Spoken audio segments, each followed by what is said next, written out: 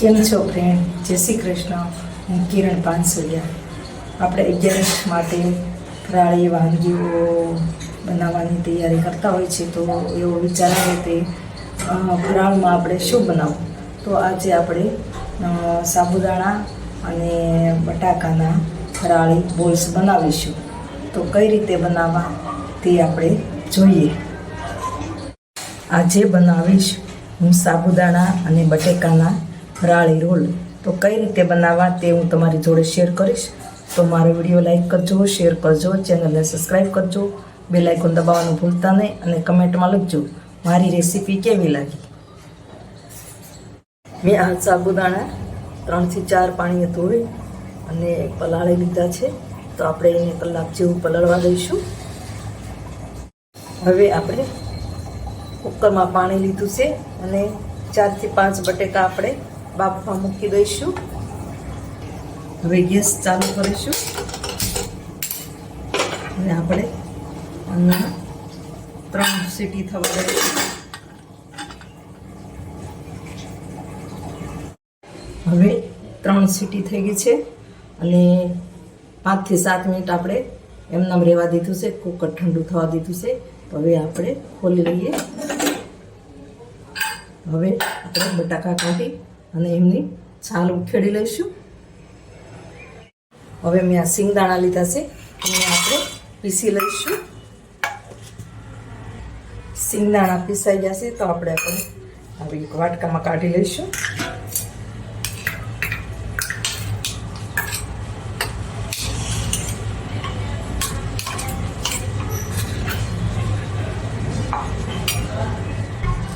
આ બટેકા મેં મેશ કરી લીધા છે.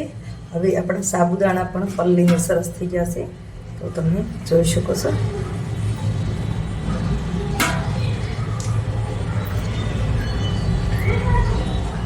આ રીતે સાબુદાણા પલાળી લેવાના. હવે આપણે સાબુદાણામાં મિક્સ કરી લઈશું. થોડુંક પાણી રહી ગયું હોય તો પણ ચાલે. હવે એમાં આપણે સિંગનો ભૂકો નાખીશું. તમે ઓછા હોતું કરી શકો છો બધું.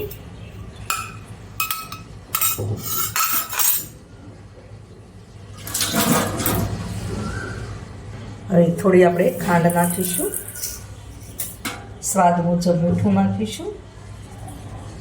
તમે જે રીતે ખાતા હોય એ રીતે. લીલા મરચાં નાખીશું. તમે લાલ મરચું ખાતા હોય ફરાળમાં તો નાખી શકો છો. ધાણા જીરું નાખીશું. આપણે લીલા ધાણા ભાજી નાખીશું. ધાણા જીરું નાખવાનું નથી, સોરી ભૂલાઈ ગયું. આપણે લીંબુનો રસ નાખીશું. તમે આમચૂર પાવડર હોય તો નાખો હોય તો નાખી શકો છો.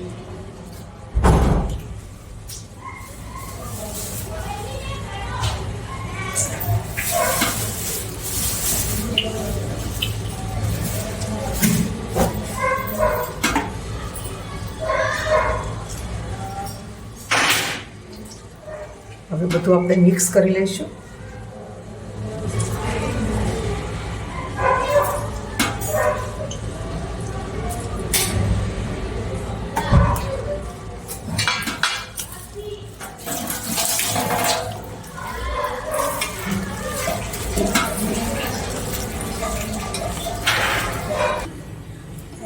કેમ લે?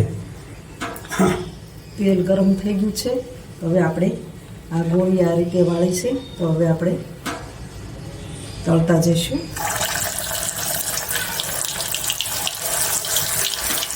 હવે આપણી ગોળી તળાઈ છે, તો આપણે હવે કાઢી લઈશું.